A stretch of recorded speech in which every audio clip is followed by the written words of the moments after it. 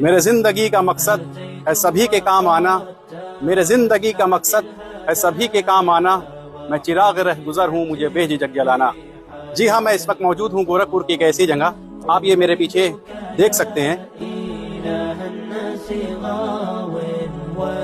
ये आपके घर के टूटे फूटे पुराने वही सामान हैं जो दीवार के किसी किनारे पड़े होते हैं, लेकिन यहाँ आने के बाद किसी माँ के दर्द की दवाई बन जाता है, तो किसी बच्चों की पढ़ाई का सबब बन जाता है, तो किसी घर का चिराग बन जाता है, तो किसी बहन के जख्मों का मरहम बन जाता है, और किसी यतीम के ज़िंदगी का सहारा बन जाता है। और ये सब होता है आपकी कुर्बानी और फिक्र से। आइए इस मौके पे मैं मौलाना इलियास साहब से कुछ सवाल करता हूँ। मौलाना इलियास साहब, ये कबाड़ जो जमा हो रहा है, इसका मकसद क्या है? फिर इसके मकसद के बारे में बताइए, और ये जो फिक्र, पूरी तंजीम की जो फिक्र है, इस फिक्र के बारे में कुछ बताइए। अस्सलामु अलैकुम वरहमतुल्लाहि वबरकातुहू। देखिए, ये सदका कबाड़ मुहिम ये खादिम मिल्लत वेलफेयर फाउंडेशन की जानिब से चलाई जा रही है, जो माशाल्लाह गुज़श्ता कई सालों से मुख्तलिफ नौइयत के काम अंजाम दे रही है। और इसके डायरेक्टर और फाउंडर मुफ्ती मोहम्मद दाऊद साहब कासमी हैं, जो माशाल्लाह शहर गोरखपुर की एक मशहूर व मारूफ शख्सियत है। अब हम आपको बताते हैं कि ये सदका कबाड़ मुहिम है क्या, क्योंकि बहुत सारे लोग इसको पम्फलेट की शक्ल में, हैंडबिल की शक्ल में देखते होंगे, लेकिन सही तरीके से समझ ना पाने की वजह से इसका फ़ायदा नहीं उठा सकते। तो ये सदका कबाड़ मुहिम जो चलाई जा रही है, इसका दो फ़ायदा है।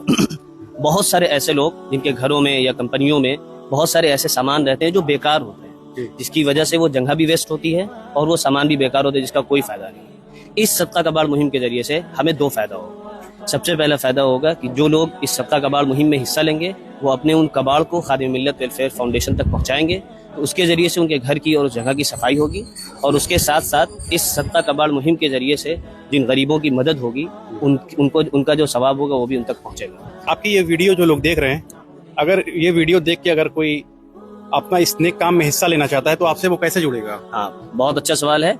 इसका आसान तरीका ये है कि ये जो स्क्रीन पर नंबर दिया गया है, आप स्क्रीन पर कॉल करें, नंबर पर कॉल करेंगे, उसके जरिए से इंशाल्लाह बंदा आप तक पहुंच जाएगा और वो सामान लाकर खादिम मिल्लत वेलफेयर फाउंडेशन तक पहुंचा देगा। तो आप गोरखपुर के अंदर ही इस निज़ाम को कायम किए हैं, या फिर गोरखपुर के बाहर से भी अगर आपके पास कोई फ़ोन आता है किसी का, तो क्या वहाँ पे आप अवेलेबल रहेंगे?